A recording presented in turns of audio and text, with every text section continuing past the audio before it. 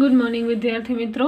ધોરણ 9 વિષય વિજ્ઞાન વર્ગખંડની અંદર જ્યારે આપણે અભ્યાસ કરતા હતા છેલ્લે ત્યારે આપણે પ્રકરણ નંબર 11ની ચર્ચા કરતા હતા. તો અત્યારે આપણે ઓનલાઈન એજ્યુકેશનમાં પણ જ્યાંથી પ્રકરણ 11 અધૂરો મૂક્યો હતો ત્યાંથી આગળ અભ્યાસ કરવાની શરૂઆત કરીએ છીએ.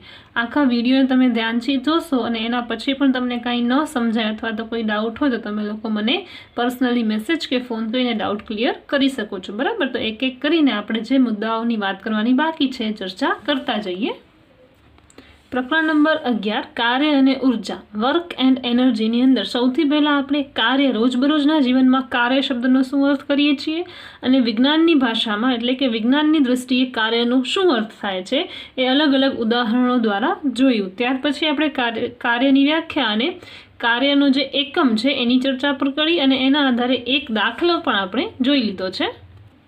આપણે ઉદાહરણ 11.1ની અંદર એવી પરિસ્થિતિનો વિચાર કરેલો કે જેની અંદર આપણે એક બ્લોક ઉપર 5 ન્યૂટન બળ લગાડીએ છીએ તો એ બળના પરિણામ સ્વરૂપે તે બ્લોક છે 2 મીટર જેટલું અંતર કાપે છે. અને આપણે જોયેલું કે થયેલું કાર્ય ક્યારે શોધી શકાય, તો કોઈ પણ થયેલું કાર્ય એટલે કે W બરાબર આપણે જે બળ લગાડ્યો છે એ એટલે કે F ગુણ્યા કાપેલું અંતર. બરાબર, તો અહીંયા આપણે જોઈ લો કે 5 ન્યૂટન બળ લગાડવામાં આવે અને 2 મીટરનું અંતર કાપે તો કરેલું કાર્ય 10 થાય છે, જેને આપણે 10 જૂલ એકમની અંદર દર્શાવીએ છીએ. આ આપણે ચર્ચા કરી ગયા છીએ. બરાબર, એવી જ તમને નીચે કોઈક ચર્ચા આપેલી છે જે આપણે ધ્યાનથી જોઈએ. તો આકૃતિ 11.3 બરાબર, એમાં કહ્યું છે કે બ્લોક છે આ તમારો પ્રવૃત્તિનો અથવા તો ઇન્ટેક્સનો એક પ્રશ્ન છે કે એક બ્લોક ઉપર 7 ન્યૂટન બળ લગાડવામાં આવે તો તે 8 મીટર જેટલું અંતર કાપે છે. હવે પ્રશ્ન આપણે જોઈએ તો તરત આપણને જવાબ આપતા આવડે કે કેટલું કાર્ય થયું હશે, તો કાર્ય બરાબર લગાડવામાં આવતું બળ ગુણ્યા વસ્તુએ કાપેલું અંતર, અહીંયા 7 ગુણ્યા 8 એટલે કે 56 અને આપણે જાણીએ છીએ કે કાર્યનો એકમ થશે જૂલ એટલે કે આનો જવાબ આવશે 56 જૂલ. બરાબર, આ ઇન્ટેક્સનો પ્રશ્ન છે જે સરળતાથી આપણે જોઈને સમજી શકીએ છીએ. એક બીજી સ્થિતિનો આપણે આ વિચાર કરવાનો છે. અહીંયા આપણે શું જોયું છે કે બ્લોકને જે દિશામાં બળ લગાડવામાં આવે છે એ જ દિશામાં બ્લોક ગતિ કરે છે. એવી આપણે જે પ્રવૃત્તિઓ છે અથવા બંને દાખલાઓ છે આપણે જોયા તો એમાં આપણે શું જોયું કે જે દિશામાં બળ લગાડવામાં આવે છે બ્લોક તે જ દિશામાં ગતિ કરે છે. હવે આપણને અહીંયા એક બીજી સ્થિતિ જોવાની છે જેમાં કહ્યું છે કે બળ તથા સ્થાનાંતર એક જ દિશામાં હોય. બરાબર, એક બાળકી કોઈ રમકડાની કારને આકૃતિમાં બતાવ્યા મુજબ જમીનને સમાંતર ખેંચી રહી છે એટલે કે જે દિશામાં તે ખેંચે છે એ જ દિશામાં તેનું સ્થાનાંતર થાય છે. બાળકીએ કારના સ્થાનાંતરની દિશામાં બળ લગાડ્યું છે. આ સ્થિતિમાં કરેલું કાર્ય બળ તથા સ્થાનાંતરના ગુણાકાર જેટલું હશે અને આ પ્રકારની સ્થિતિમાં પણ બળ દ્વારા કરાયેલું કાર્ય છે આપણે ધન ગણીએ છીએ. બરાબર, આ વાત થઈ પહેલી પરિસ્થિતિ કે જ્યારે જે દિશામાં બળ લગાવવામાં આવે એ જ દિશામાં સ્થાનાંતર થાય તો આપણને જે કાર્ય મળે છે એને આપણે ધન એટલે કે પ્લસ ગણીએ છીએ. હવે એક એવી સ્થિતિ પર વિચાર કરીએ કે જેમાં એક વસ્તુ ઘણા બળોના પ્રભાવથી સ્થાનાંતરિત થાય છે એટલે કે વસ્તુ ઉપર એક કરતાં વધારે બળ લગાડવામાં આવે છે અને તેમાંથી એક બળ છે એ સ્થાનાંતર એસની વિરુદ્ધ દિશામાં લાગી રહ્યું છે. એટલે લગાડવામાં આવતા બધા બળો પૈકી એક બળ એવું છે કે જે સ્થાનાંતર થાય છે એ દિશા કરતાં વિરુદ્ધ દિશામાં લગાડવામાં આવે છે એટલે કે બંને બળોની દિશાઓની વચ્ચે 180 અંશનો કોણ બની રહ્યો છે. આપણે આમાં ઉદાહરણ લઈ શકીએ કે આપણે જ્યારે ક્લાસ વર્ગખંડની અંદર વાત કરેલી તો આપણે કહેલું કે કોઈ એક વસ્તુ છે, કોઈ વજનદાર બોક્સ છે અથવા આપણું સ્પીચ ટેબલ છે અથવા કોઈ પણ બેન્ચ કે ટેબલ છે, બે વ્યક્તિઓ તેને સામેની દિશામાં એટલે કે વિરુદ્ધ દિશામાં બળ લગાડે ત્યારે એટલે કે જ્યારે બળ લગાડનાર બંને વ્યક્તિઓની વચ્ચે 180 અંશનો ખૂણો હોય ત્યારે તો આવી સ્થિતિમાં શું થાય છે, બળ F વડે થયેલું કાર્ય ઋણાત્મક કહેવાય છે એટલે કે તેને ઋણ માઇનસ લેવામાં આવે છે અને તેને ઋણ ચિહ્ન દ્વારા દર્શાવાય છે.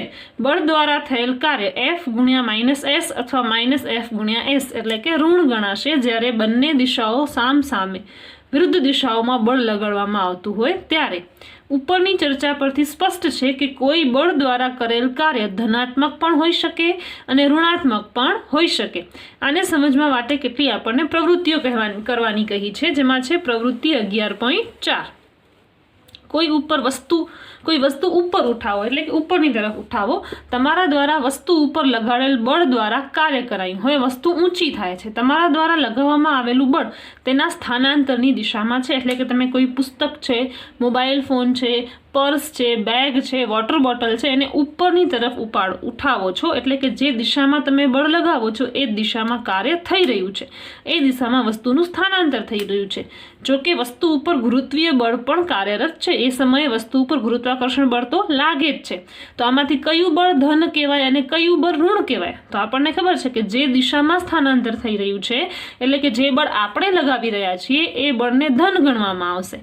જ્યારે જે ગુરુત્વીય બળ છે અથવા તો ગુરુત્વાકર્ષણ બળ છે એ વસ્તુના સ્થાનાંતરની વિરુદ્ધ દિશામાં લાગી રહ્યું છે, એટલે ગુરુત્વીય બળને આપણે ઋણ બળ તરીકે ગણીશું. બરાબર. જ્યારે બળ સ્થાનાંતરની વિરુદ્ધ દિશામાં લાગે છે ત્યારે થતું કાર્ય ઋણાત્મક હોય છે. જ્યારે બળ સ્થાનાંતરની દિશામાં જ લગાડવામાં આવે તો તેને આપણે કાર્ય છે એને ધનાત્મક કહીએ છીએ. આ વાત ખાસ યાદ રાખજો. જ્યારે બળ સ્થાનાંતરની દિશામાં લાગતું હોય તો થતું કાર્ય છે એ ધન ગણવામાં આવે છે, પણ જ્યારે બળ છે એ સ્થાનાંતરની વિરુદ્ધ એટલે કે ઉલટી દિશામાં લાગે છે ત્યારે થતું કાર્ય ઋણાત્મક ગણવામાં આવે છે. બરાબર. હવે આપણને વાત કરવાની છે ઉદાહરણ 11.2. એક કુલી 15 કિલોગ્રામ વજન જમીન પરથી ઉપાડીને જમીનથી 1.5 મીટર ઊંચાઈએ પોતાના માથા પર રાખે છે. તેના દ્વારા વજન ઉપર કરેલા કાર્યની ગણતરી કરો. અહીંયા તમારી પાસે દળ છે અને કેટલી ઊંચાઈ એ વસ્તુને મૂકવાની છે એની વાત છે. બરાબર. તો વજનનું દળ કેટલું આપેલું છે? 15 કિલોગ્રામ. તથા સ્થાનાંતર કેટલે દૂર આપણને વસ્તુ મૂકવાની છે એ છે 1.5 મીટર. તો કરેલું કાર્ય W બરાબર F ગુણ્યા S. અહીંયા F એટલે બળ. હવે બળ આપણે કઈ રીતે ગણશું? તો અહીંયા આપણને બળ નથી આપેલું. શું આપેલું છે? દળ આપેલું છે. બરાબર. તો આપણે પહેલે આગળના પ્રકરણો છે એમાં ભણીને આવ્યા છીએ કે F બરાબર mg, એટલે કે કોઈ પણ વસ્તુનું દ્રવ્યમાન ગુણ્યા ગુરુત્વ પ્રવેગ. તો અહીંયા દ્રવ્યમાન છે 15 કિલોગ્રામ, ગુરુત્વ પ્રવેગ અચળ છે એ છે 10 મીટર પ્રતિ સેકન્ડનો વર્ગ, અને અહીંયા કાપેલું અંતર છે 1.5 મીટર. આ બધાનો ગુણાકાર કરશો જવાબ મળશે 225 કિલોગ્રામ. મીટર પ્રતિ સેકન્ડનો વર્ગ મીટર, એટલે કે આનો એકમ થઈ જશે બળનો એકમ જે છે એ જૂલ. એટલે આ બધાનો ગુણાકાર જવાબ મળે છે 225 જૂલ. તો આમ કહી શકાય કે કુલી દ્વારા વજન ઉપર થયેલ કાર્ય છે 225 જૂલ. બરાબર. તો આ આખી આપણે ચર્ચા કરી એ કરી કાર્યની, કે વિજ્ઞાનની ભાષામાં કાર્યનો અર્થ શું થાય છે, કોઈ વસ્તુ ઉપર કાર્ય થયું ક્યારે કહી શકાય. તો આપણે બે બાબતો જોયેલી કે જો વસ્તુ ઉપર બળ લગાડવામાં આવે અને લગાડેલા બળથી વસ્તુનું સ્થાનાંતર થાય તો જ કહી શકાય કે અહીં કાર્ય થયું છે. પછી આપણે કાર્યનો એકમ જોયો જૂલ, અને એના આધારે બે વસ્તુઓ સમજ્યા. એક કે કાર્ય છે ધનાત્મક પણ હોઈ શકે અને ઋણાત્મક પણ હોઈ શકે. ધનાત્મક ક્યારે હોય? તો જે દિશામાં બળ લગાડવામાં આવે તે જ દિશામાં સ્થાનાંતર થાય તો કાર્ય ધન ગણવાનું. જે દિશામાં બળ લગાડવામાં આવે એની વિરુદ્ધ દિશામાં સ્થાનાંતર થાય તો માનવાનું કે આ બળ ઋણ છે. એના આધારે આપણે બે નાનકડા દાખલાઓની ગણતરી પણ જોઈ. તો અહીંયા કાર્યની વાત આપણે પૂરી કરી. હવે આપણને જે વાત કરવાની એ છે ઉર્જા, એટલે કે એનર્જી. ઉર્જાની વાત કરીએ તો ઉર્જા વિના જીવન અસંભવ છે, એટલે કે જો ઉર્જા ન હોય તો જીવન શક્ય નથી. ઉર્જાની માંગ દિન પ્રતિદિન વધતી જાય છે. આપણને ઉર્જા ક્યાંથી પ્રાપ્ત થાય છે? તો આપણને બધા જ ને ખબર છે, અને બહુ નાના હતા એટલે કે 6ઠા 7મામાં હતા ત્યારથી આપણે ભણ્યા છીએ કે સૂર્ય આપણા માટે કુદરતી ઉર્જાનો સૌથી મોટો સ્ત્રોત છે. આપણી ઉર્જાના ઘણા બધા સ્ત્રોત સૂર્યથી ઉત્પન્ન થાય છે. આપણે પરમાણુઓના કેન્દ્ર, પૃથ્વીના અંદરના ભાગોમાંથી તથા સમુદ્રના મોજામાંથી પણ ઉર્જા મેળવી શકીએ છીએ. આના વિશે તમને અભ્યાસ છે ધોરણ 10ની અંદર આગળ આવશે કે પરમાણુના કેન્દ્રમાંથી આપણે પરમાણ્વીય ઉર્જા, પૃથ્વીના અંદરના ભાગોમાંથી આપણે ભૂતાપીય ઉર્જા અને સમુદ્રના મોજામાંથી આપણે સમુદ્ર તાપીય ઉર્જા પણ મેળવી શકીએ છીએ. તો ઉર્જાના બીજા સ્ત્રોતો વિશે આપણે વાત કરીએ તો આપણને ખબર છે કે હાલના સમયમાં આપણે અલગ અલગ સ્ત્રોતોમાંથી ઉર્જા મેળવીએ છીએ. જેમ કે આપણા શરીરની ઉર્જાની વાત કરીએ તો ખોરાક આપણે અલગ અલગ સ્ત્રોતોમાંથી મળે છે. જેમ કે વનસ્પતિજન્ય ખોરાક પણ હોઈ શકે અને પ્રાણીજન્ય ખોરાક પણ હોઈ શકે. મશીનો માટે ઉર્જાની વાત કરીએ તો પેટ્રોલ, ડીઝલ, કોલસો જેવા ઘણા બધા જે પ્રાકૃતિક સ્ત્રોતો છે એનો આપણે ઉપયોગ કરીએ છીએ. અને એના સિવાય હાલના સમયમાં આપણે જળ વિદ્યુત અથવા તો પવન ઉર્જા અથવા તો સૌર ઉર્જામાંથી પણ ઉર્જા મેળવીએ છીએ. તો આ બધા ઉર્જાના સ્ત્રોતો છે. તો ખરેખર ઉર્જા એટલે શું? ઉર્જા શબ્દનો ઉપયોગ આપણે રોજિંદા જીવનમાં ક્યાં કરીએ છીએ, અથવા તો વિજ્ઞાનની ભાષામાં ઉર્જાનો અર્થ શું હોઈ શકે એની આપણે અહીંયા ચર્ચા કરવાની છે.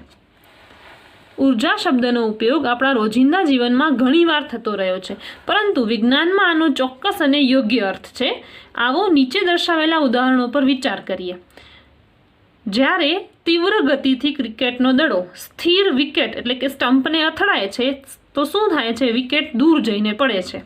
તે જ રીતે જ્યારે આપણે કોઈ વસ્તુને કોઈ ચોક્કસ ઊંચાઈ સુધી ઉપાડીએ છીએ અને તેમાં કાર્ય કરવાની ક્ષમતા આવી જાય છે, તમે ચોક્કસ જોયું હશે કે ઉપર સુધી ઉઠાવેલો હથોડો જ્યારે લાકડાના કોઈ ટુકડા ઉપર રાખેલી ખીલી પર અથડાય છે ત્યારે તે ખીલી લાકડામાં ઘૂસી જાય છે. બરાબર, આપણને ખબર છે કે જ્યારે ખીલીને લાકડાની અંદર ઠોકવી હોય તો આપણે હથોડાને ખૂબ ઊંચે સુધી ઉઠાવીએ છીએ. આપણે બાળકોને રમકડા જેમ કે રમકડાની કારમાં ચાવી ભરતા પણ જોયા જ હશે, અને જ્યારે તે રમકડું કોઈ જમીન ઉપર રાખવામાં આવે તો તે ગતિ કરવા લાગે છે. જ્યારે કોઈ ફુગ્ગામાં હવા ભરી તેને દબાવીએ છીએ ત્યારે તેના આકારમાં ફેરફાર થતો જોઈ શકાય છે.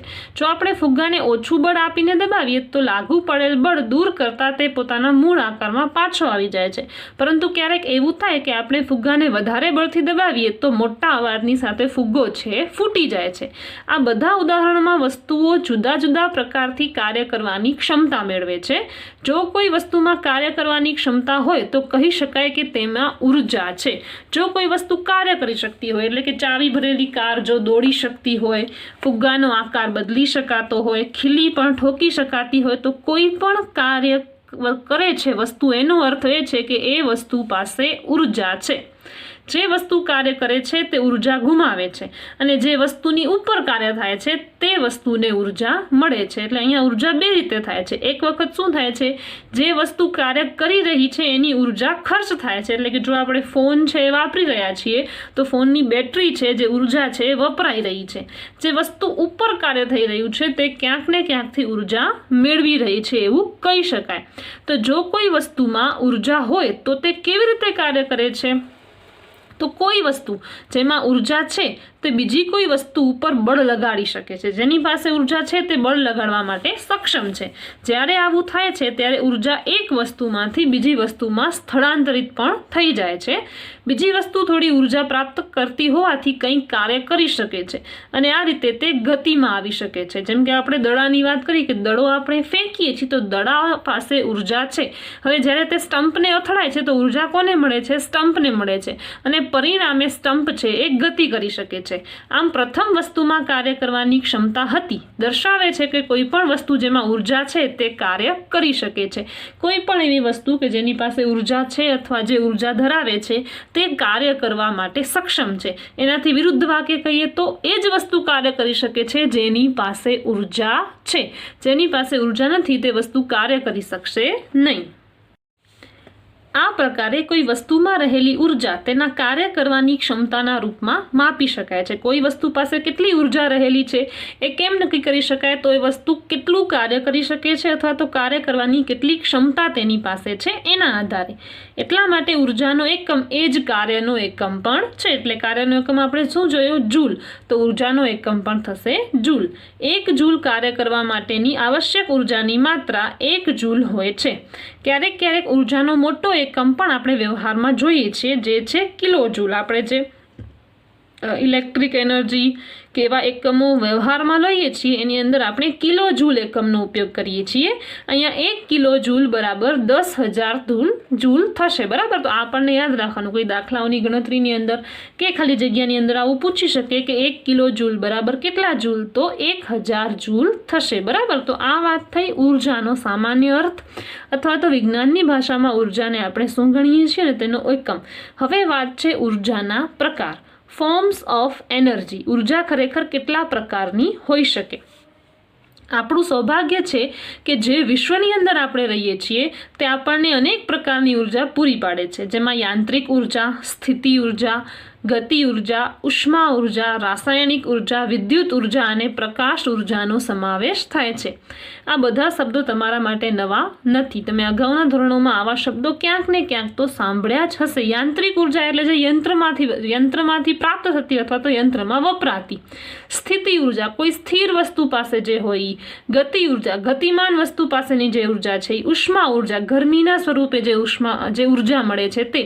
રાસાયણિક ઉર્જા કે રસાયણોની ઉપર આપણે કોઈ પ્રક્રિયા કરવી અથવા રાસાયણિક પ્રક્રિયાથી જે ઉર્જા ઉત્પન્ન થાય તે વિદ્યુત ઉર્જાથી તો આપણે વાકેફ છીએ જ. અને છેલ્લી છે પ્રકાશ ઉર્જા. આ બધા ઉર્જાના પ્રકાર છે, બરાબર. હવે ક્યારથી આપણે કહીએ છીએ કે કાર્ય અને ઉર્જાનો એકમ જૂલ છે, તો આ જૂલ એકમ કોના નામ ઉપરથી પડ્યો છે એ વૈજ્ઞાનિકની વાત કરીએ તો વૈજ્ઞાનિકનું નામ છે જેમ્સ પ્રેસ્કોટ જૂલ. 1818 થી 1889 એમનો જીવનનો સમયગાળો છે. જેમ્સ પ્રેસ્કોટ જૂલ એક પ્રતિભાશાળી બ્રિટિશ ભૌતિકશાસ્ત્રી હતા. તેઓ વિદ્યુત તત્વમાં ઉષ્માગતિકીય સંશોધનો માટે વિશેષ રૂપથી જાણીતા થયા. અન્ય વિચારોથી અલગ તેમણે વિદ્યુતના ઉષ્મીય પ્રભાવ વિશે નિયમ બનાવ્યો, એટલે કે જે વિદ્યુત છે એની ઉષ્માના આધારે જે પણ ક્રિયાઓ થઈ શકે એવો નિયમ એમણે આપ્યો. તેમણે ઉર્જા સંરક્ષણના નિયમને પ્રયોગાત્મક રીતે ચકાસ્યા તથા ઉર્જાના યાંત્રિક તુલ્યાંકની મૂલ્યની પણ શોધ કરી. ઉર્જા સંરક્ષણનો નિયમ છે તમને આગળ ભણવામાં આવશે. તમે પહેલા પણ વિજ્ઞાનની અંદર આ નિયમ સાંભળીને આવ્યા હશો. ફરીથી એકવાર યાદ કરી લઈએ તો આપણે એવું ભણ્યા જ છીએ કે ઉર્જાનું નિર્માણ કે ઉર્જાનો વિનાશ થઈ શકતો નથી. હંમેશા એક ઉર્જામાંથી બીજી ઉર્જામાં અથવા તો એક પ્રકારની ઉર્જામાંથી અન્ય પ્રકારની ઉર્જામાં ઉર્જાનું રૂપાંતરણ થઈ શકે છે. ઉર્જા સંરક્ષણના આ નિયમની સાબિતી છે એ જેમ્સ પ્રેસ્કોટ જૂલે આપી હતી. ઉર્જા અને કાર્યના એકમનું નામ જૂલ તેમના જ સન્માનમાંથી રખાયેલ છે, બરાબર. તો આ વાત થઈ જે વૈજ્ઞાનિકના નામ ઉપરથી આપણે ઉર્જા અને કાર્યનું એકમ રાખ્યું છે એમની. હવે આપણને વાત કરવાની છે ઉર્જાના પ્રકારો, જેમાં સૌથી પહેલો પ્રકાર છે ગતિ ઉર્જા, જેને ઇંગ્લિશની અંદર કાઇનેટિક એનર્જી તરીકે ઓળખવામાં આવે છે. એકદમ ધ્યાનથી અહીંયાથી જે સમજાવવામાં આવે છે એ સમજશો તો સમજવું ખૂબ સરળ પડશે. તો ગતિ ઉર્જાની વાત કરીએ. તમને અહીંયા પ્રવૃત્તિ આપેલી છે, પ્રવૃત્તિ 11.6, બરાબર. ધ્યાનથી પેલા પ્રવૃત્તિમાં શું કહ્યું છે એ સમજી લઈએ. તો એક વજનદાર દડો લો, તેને રેતીના મોટા ઢગલા પર ફેંકો. ભીની રેતીની સપાટી પર આ પ્રવૃત્તિ સારી રીતે કરી શકાશે. દડાને રેતી ઉપર લગભગ 25 સેન્ટીમીટરની ઊંચાઈએથી ફેંકો અને દડો છે રેતીમાં એક મોટો ખાડો છે એ બનાવી દેશે, બરાબર. આ પ્રવૃત્તિ આપણે 15 સેન્ટીમીટર, 1 મીટર તથા 1.5 મીટરની ઊંચાઈએથી કરી શકીએ. એટલે 4 વખત તમે દડો ફેંકો છો. પહેલી વખત ઊંચાઈ રાખો છો 25 સેન્ટીમીટર, પછી 50 સેન્ટીમીટર, પછી 1 મીટર અને પછી 1.5 મીટર, બરાબર. હવે દરેક વખતે દડાએ જે ખાડો કર્યો છે એનું તમને માપન કરવાનું છે. ચોક્કસ કરો કે દરેક ખાડો સુસ્પષ્ટ દેખાય. દડાની ઊંચાઈ અનુસાર દરેક ખાડા પર નિશાન લગાવો અને તેમની ઊંડાઈની સરખામણી કરો. તમને શું લાગે છે કે કયા ખાડાની ઊંડાઈ સૌથી વધુ હશે અથવા તો કયા ખાડાની ઊંડાઈ સૌથી ઓછી હશે? તો આપણને ખબર છે કે જેમ વધારે ઊંચાઈથી દડો ફેંકવામાં આવશે એમ ખાડાની ઊંચાઈ વધુ હશે, અને જેમ ઓછી ઊંચાઈથી દડો ફેંકશો એમ ખાડાની ઊંડાઈ છે એ પણ ઓછી હશે, બરાબર. પછી તમને પ્રવૃત્તિ 11.7ની અંદર કહ્યું છે આકૃતિ 11.5માં દર્શાવ્યા પ્રમાણે સાધનો ગોઠવો. જાણીતા દળના લાકડાના બ્લોકને એક ટ્રોલીની સામે ચોક્કસ અંતરે મૂકો. પલ્લામાં એક જાણીતું દળ મૂકો કે જેથી ટ્રોલી ગતિ શરૂ કરી શકે. હવે તમને અહીંયા આકૃતિ આપેલી છે. આ પ્રમાણે તમારે ટેબલ ઉપર વસ્તુઓ ગોઠવાની છે. ટ્રોલીની અંદર સાથે તમે 2 બ્લોક જોડો છો ને છેલ્લે તમે એક પલ્લો જોડો છો, બરાબર. હવે ટ્રોલી આગળ ગતિ કરીને લાકડાના બ્લોકને અથડાશે. તમે અહીંયા કોઈ ચોક્કસ વજન મૂકશો પલ્લાની અંદર તો ટ્રોલી ઉપર બળ લાગશે, પરિણામે એ બ્લોક સાથે અથડાશે. હવે તમે આજે એક બ્લોક જોડ્યો છે એ આટલું અંતર કાપીને આગળ પહોંચશે. ટેબલ પર એક અવરોધક એવી રીતે રાખો કે બ્લોકને અથડાયા બાદ ટ્રોલી ત્યાં અટકી જાય, એટલે કે અહીંયા ટ્રોલી અટકી જાય. બ્લોક સ્થાનાંતરિત થાય એટલે કે માત્ર બ્લોક ગતિ કરે, ટ્રોલી છે એક જગ્યાએ સ્ટોપ થઈ જાય. તો તમે જોઈ શકશો કે અમુક અંતર કાપ્યા પછી બ્લોક છે એ સ્ટોપ થઈ જાય છે. એટલે કે બ્લોક પર કાર્ય થયું એટલે કે બ્લોકે ઉર્જા મેળવી. તો આ ઉર્જા કોની પાસેથી આવી? તો તમને ખબર છે કે આ ઉર્જા ટ્રોલી પાસેથી આવી. તો ટ્રોલીને ઉર્જા કોણે આપી? તો ટ્રોલીને ઉર્જા છે એ પલ્લામાં આપણે જે વજન મૂક્યું એણે આપી. તો આપણે જોઈએ કે પલ્લામાં મૂકેલો વજન હવે વધારીએ. ધારો કે પહેલી વખત પલ્લાની અંદર 1 કિલોગ્રામનું વજનિયું મૂકેલું, હવે આપણે વધારીને 2 કિલોગ્રામનું વજનિયું મૂકીએ છીએ તો શું થશે? તો આપણે જોઈ શકશું કે બ્લોકનું સ્થાનાંતર પણ વધુ થશે, એટલે કે બ્લોક વધુ અંતર કાપશે.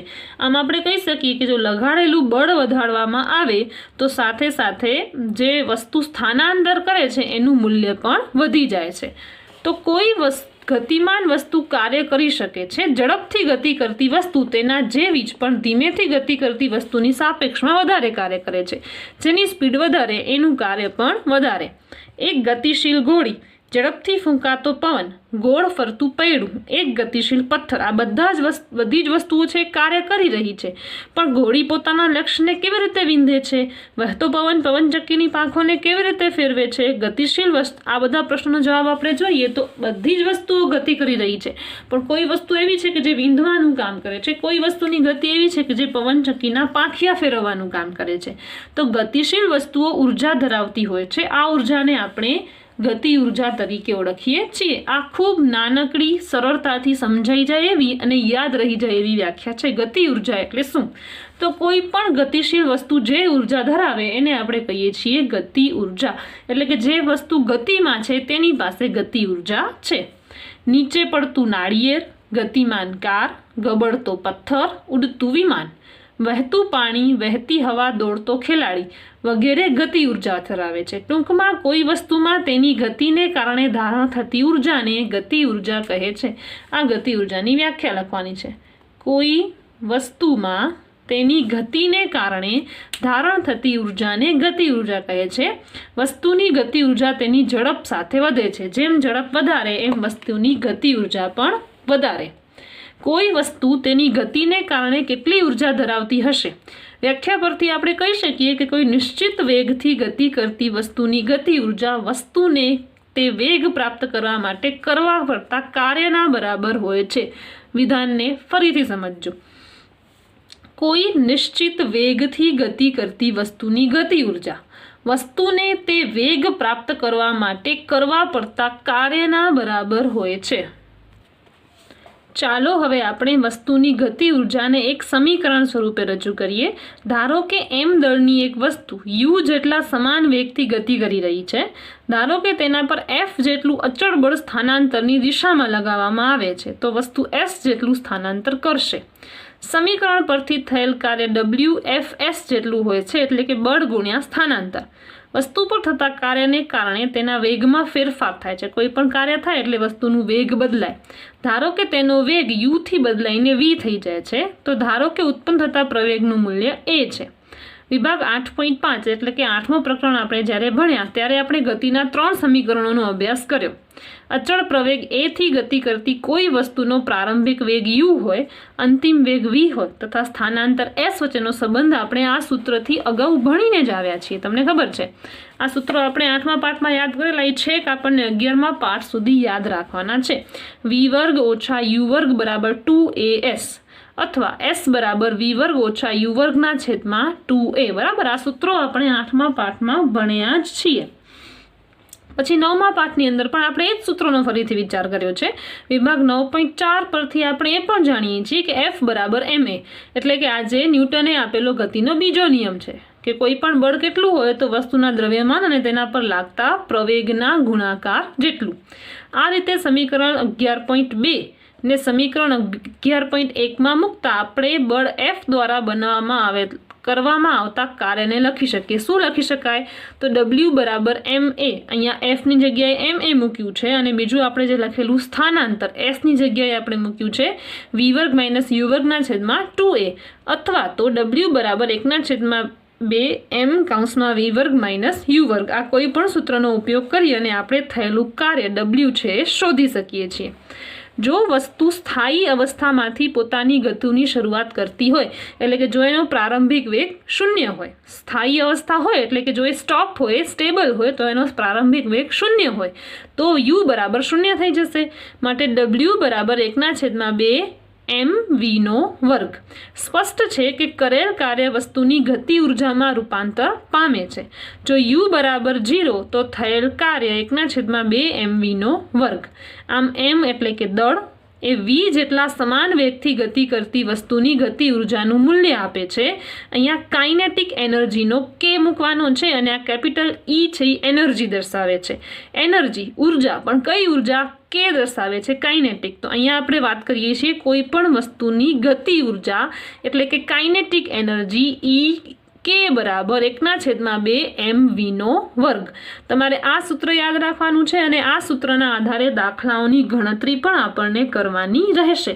તો એક એક કરીને ઉર્જાના પ્રકાર સમજશો, સૂત્રો તમે કેમ તારવવા એ સમજશો, અથવા તો સૂત્ર યાદ રાખશો તો તમે દાખલાઓની ગણતરી ખૂબ સરળતાથી કરી શકશો। બરાબર, તો આજના વિડીયોમાં આપણે એટલી જ ચર્ચા કરીએ છીએ। આની અંદર કંઈ ન સમજાયું હોય અથવા તો કોઈ ડાઉટ હોય તો તમે લોકો મને પૂછી શકો છો। આના પછી આ સૂત્રના ઉપયોગ પરથી દાખલાની ગણતરી કેવી રીતે કરવી છે એની ચર્ચા આપણે આવતા વિડીયોની અંદર કરીશું। ઠીક છે, તમારે સાથે સાથે આ પ્રકરણ જે છે 11મો એનું સ્વાધ્યાય પોથી વર્ક પણ ચાલુ કરી દેવાનું છે। Okay, thank you.